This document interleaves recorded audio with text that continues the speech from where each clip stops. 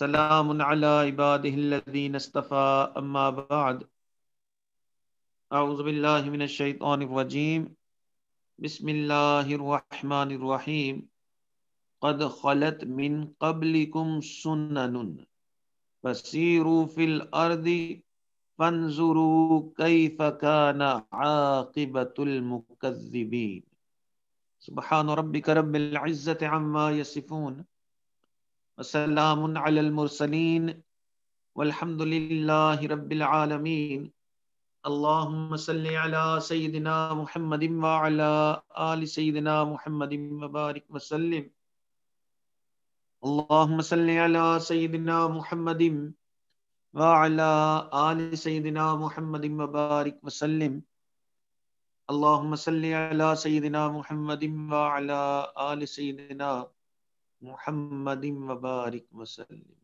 قد خلت من قبلكم and many patrons قد خلت من قبلكم سنن and surely many patterns of behavior have passed before you.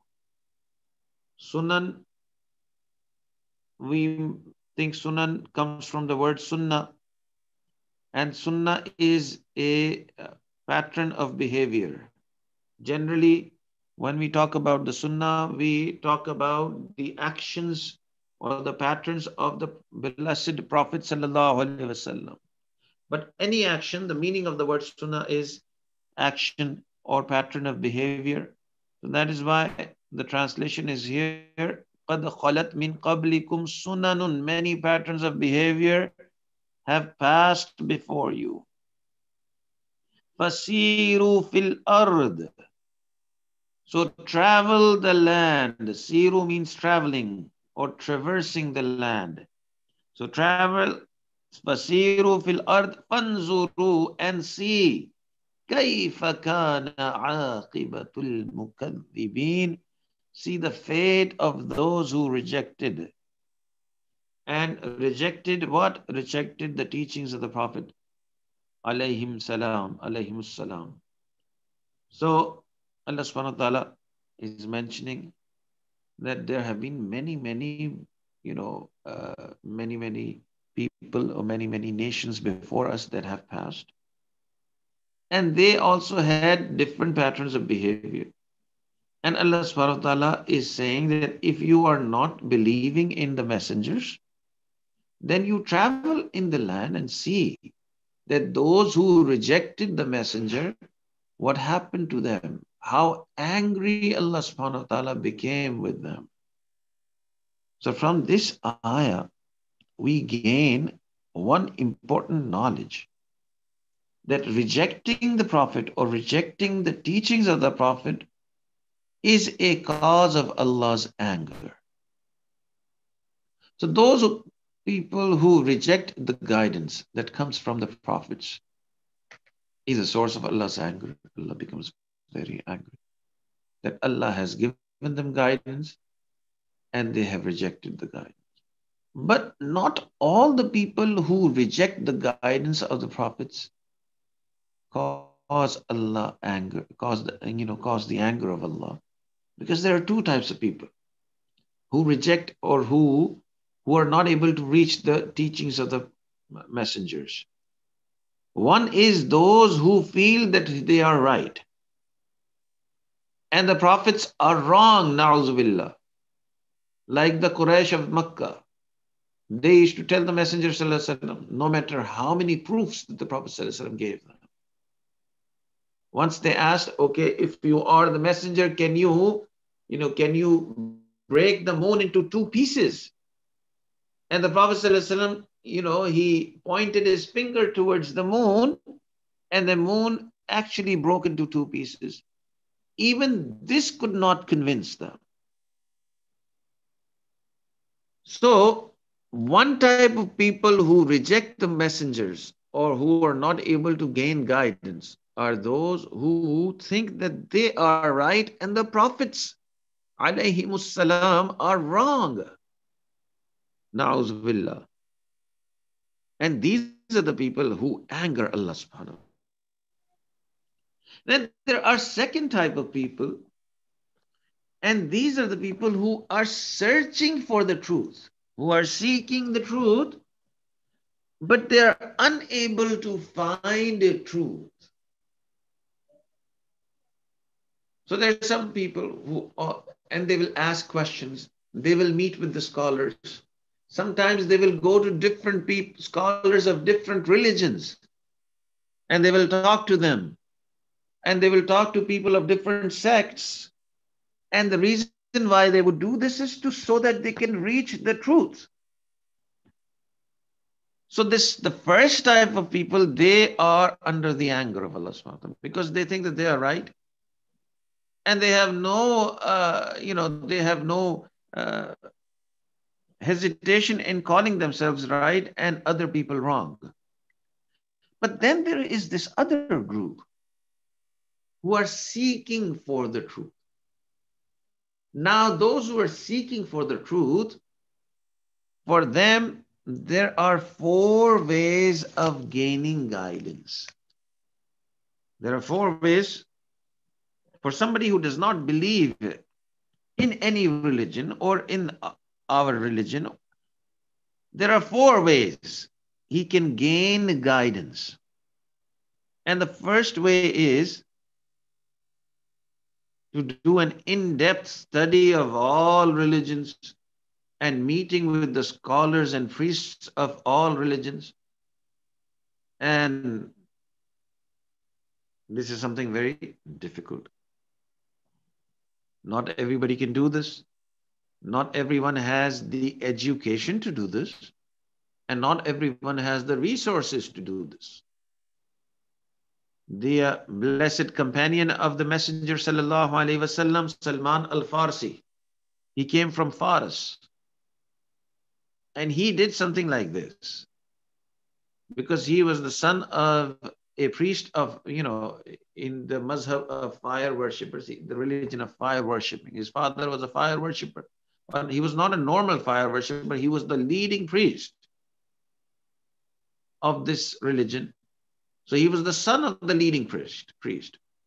And Salman Farsi Raziyallahu anhu says that his job was to keep the fire going on and on. So his job was not to let the fire extinguish. So he said, this was my job, and I used to do this job. And he said, one day I passed by a church and I saw some Christians praying, and I thought this is a very good way of worshiping Allah, of worshiping God. So he started liking these Christians, and he met with this Christian priest. And he gained a lot of knowledge from him. So he left his religion of fire worshipping, and his father became very angry. And his father chained him. And he broke the chains and he left his house without letting anyone know.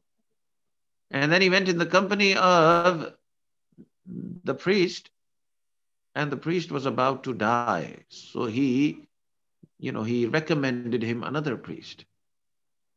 And his desire to gain knowledge and to gain the truth was so much that he traveled many, many, many 100 miles to go to this other priest. And now he was a person who was the son of this leading scholar. And here he was a person who had no money, and he was very poor now because he was traveling to find the truth. And then he stayed in the company of this other priest. And that other priest also told him that now my time is very near, I'm going to die. And he recommended him a third person. And then again, he traveled many 100 miles. And in those days, hundreds of miles was not easy. And he traveled. And finally, he came to this third priest. And that third priest gave him the signs of the new messenger who's going to come in the city of Medina. And look at his desire. Look at the desire of Salman al-Farsi to find the truth, that he became a slave because he had no money. So he was sold as a slave to this man in Medina Munawwara. And he went to Medina Munawwara only and only so that if the messenger comes here, then I am going to accept that messenger as the messenger of God. Look at the desire to gain guidance. So this is one way. And finally, Salman al-Farsi, radiallahu anhu, he met with the messenger and he accepted Islam. And the Prophet ﷺ was so happy with Salman that look at him, he came all the way from Faras. And look at him, look at his desire to find the truth. So the Messenger ﷺ used to say about Salman Farsi, if guidance was in the skies, Salman would have even gone to the skies to find guidance. So some people are like this. And there are some people like this even today. And I think I've mentioned this Australian Muslim brother who accepted Islam and who gives his own, account of how he became Muslim. And his name is Reuben. So the spelling here is wrong. It's the Australian Reuben. This is what is actually written. There's a spelling mistake. Amralium Reuben is wrong. This is the Australian Reuben. I was not able to check this, so I apologize. So there's a person named Reuben. Now his name is Abu Bakr. And Reuben was born to atheist family. But when he was in college, his dog died, then his close friend died, then his parents got divorced. So he thought about why I am here and what is the reason for my existence. And then he started, studying all the religions and meeting with the scholars of all the religions. And he went to 3 different sects of Christianity, the Anglicans, the Catholics, and the Baptists. Then he went and he searched all of Hinduism. Then he went to Mormons. Then he went to Jewish people, and then he talked with the scholars of Jewish people. Then he had a long sitting with Buddhists. And finally, one of his friends told him that he should even try meeting with, Muslims.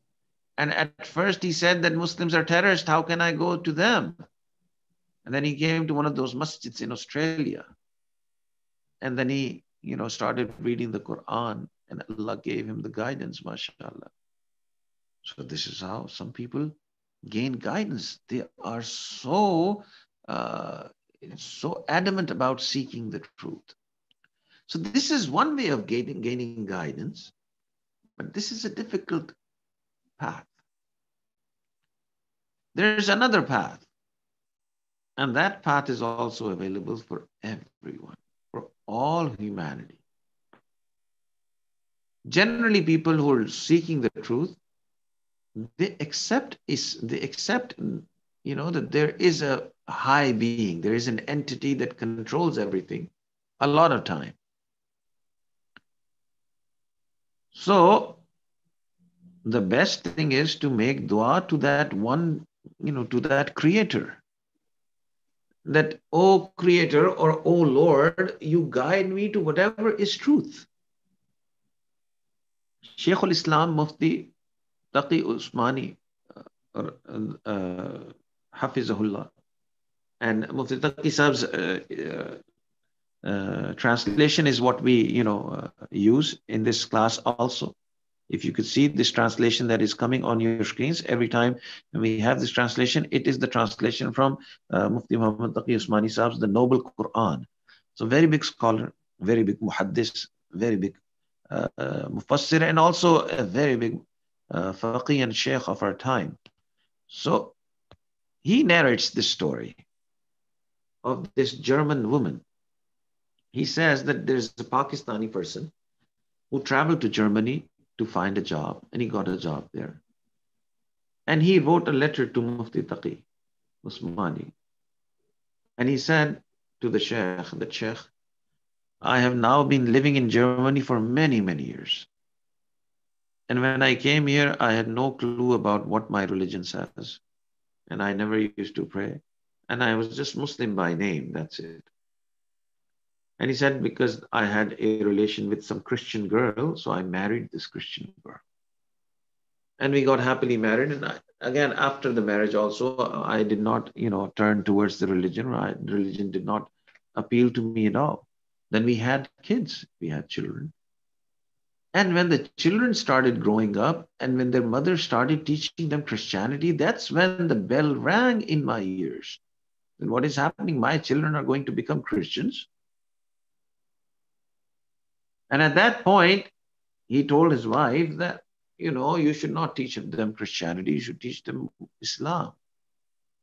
And she said, well, I am Christian and they are my children, so I'm going to teach them Christianity. And he said, no, but you should teach them Islam. So the wife said, okay, if Islam is correct, then you prove to me that Islam is correct. And then I can teach them Islam.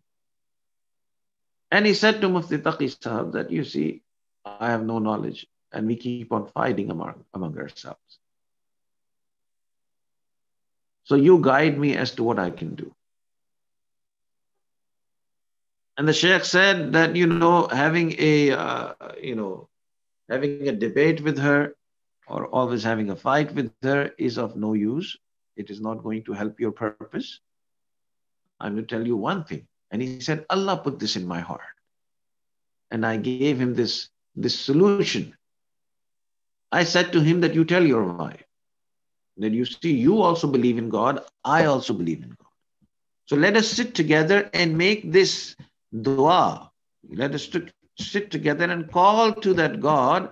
And we tell this God that, oh God, if Christianity is correct, then you guide both of us to Christianity.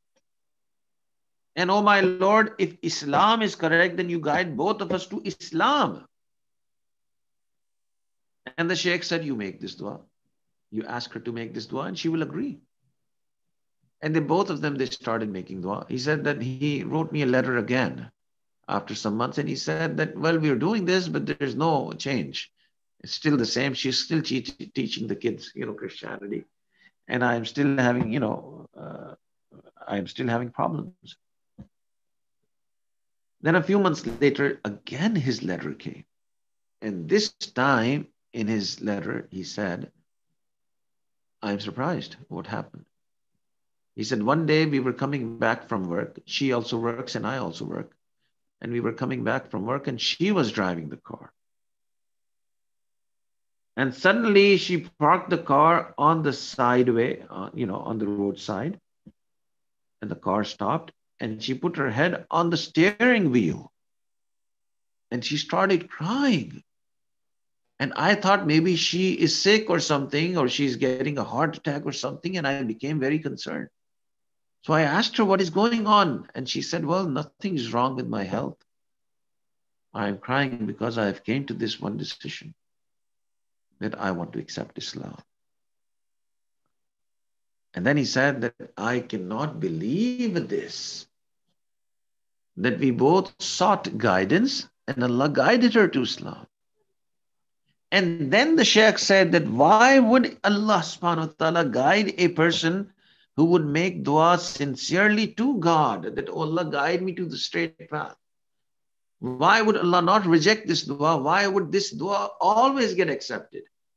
He said, because the duas that we make for worldly things, sometimes Allah subhanahu wa ta'ala thinks that these things are good for us, and sometimes Allah subhanahu wa ta'ala thinks that these things that we're asking Allah are probably not good for us. So instead he gives us something which is good for us. But guidance is something that Allah wants us to have. So when we ask for guidance, Allah is definitely going to give us guidance. So that is why this is one very big way of being guided towards Allah subhanahu wa ta'ala. Then there's the third way. And the third way of being guided to the truth is the remembrance of Allah. So whoever is reminded of Allah, sometimes this remembrance of Allah also guides one to the truth. And the biggest example is the example of Umar radiallahu anhu. Umar radiallahu anhu, na'uzubillah, he had the intention of, of killing the Messenger, sallallahu alaihi wasallam. So he took his sword and he said that, this person who's calling our our deity is wrong, I'm going to kill him. The person who has come up with this new religion, I'm going to kill him. So he came out of his house and he was going towards the messenger, sallallahu alaihi wasallam. And on his way, somebody told him that you are going to go kill the messenger of Islam. What about your own sister? She has also accepted Islam. So when he heard this, he became even more angry. And he went to his sister's house. And he slapped her as soon as he entered the house. And she was reading the Quran. And he slapped her. And he slapped her so hard in a hadith. It comes that blood started coming out of her cheeks. And she said to Umar, "Oh Umar, I am born from the same mother that you are born from. So if you are very strong, I am also very strong. You cannot stop me from Islam." And when he heard this, his heart melted. He said, "Okay, tell me what is written in these books, in this book of Islam." So she read out some ayahs of the Quran. And this remembrance of Allah turned his heart towards Islam. So there he was going to kill the messenger, na'uzubillah. And now he had the intention of going to the messenger and accepting Islam.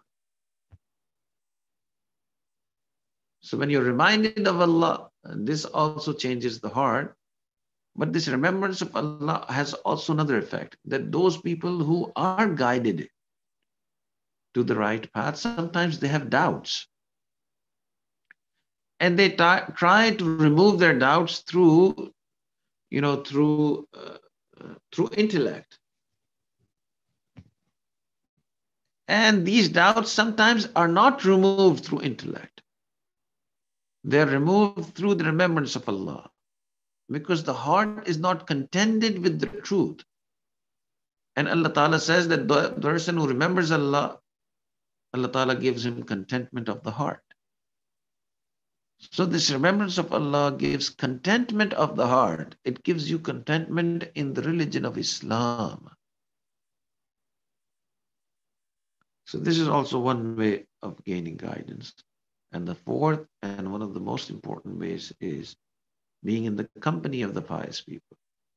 The environment that you are in, that environment affects you, no matter how you think about this, no matter what you say. The person who is the most, sinful, if he goes in the company of pious people, some of the piety will enter in his heart. And the most pious person, if he goes in the company of sinful people, some of those sins will enter his heart. That is why the Messenger ﷺ has said, you are on the deen of your friend. So the person who you make friends with, you will be on the deen of that person. Allahu Akbar. What a beautiful jewel. What a beautiful jewel from the Messenger ﷺ. What a beautiful saying.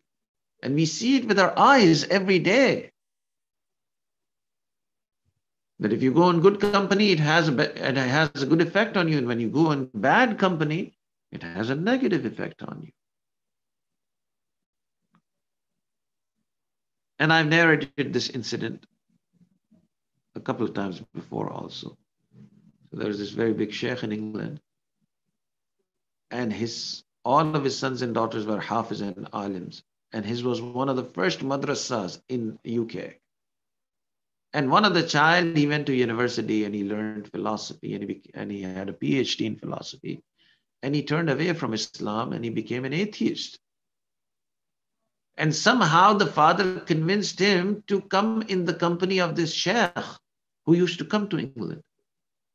And he sat down one day just to please his mother and father. He had no intention of going in the company of the sheikh, just because the father was insisting. He sat down in his company, but it changed his heart. And after a few sessions, he accepted Islam again. And then he became so pious. He became a scholar of Islam. And then he started praying tahajjud prayers. And then he started doing zikr. And then he became so pious. The sheikh also gave him khilafah. And now he's guiding thousands and thousands of people in Africa and in Europe. So this company of the pious people also has such a big effect on you. It is the best way of gaining guidance. So these are the four ways for those people. Now we're talking about those who are trying to find the truth but are unable to find truth. For them, there are these four ways.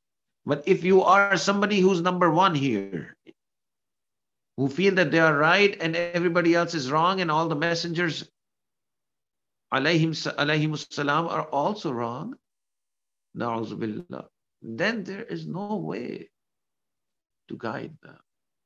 So these four ways are present, but these ways are for those who want to seek the truth.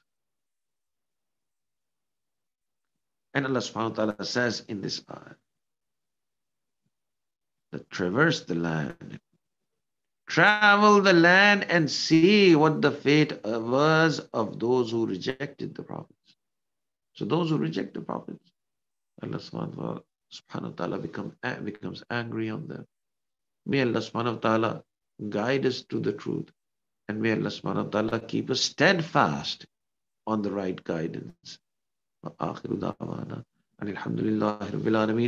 class ends here. I'll do the translation one more time and then we'll make dua, inshallah. أعوذ بالله من الشيطان الرجيم. بسم الله الرحمن الرحيم. قد خلت من قبلكم سنن, and many patterns of behavior have passed before you. فسيروا في الأرض, so travel the land. فانظروا كيف كان عاقبة المكذبين, and see what the fate was of those who rejected the prophets. Sallallahu alayhi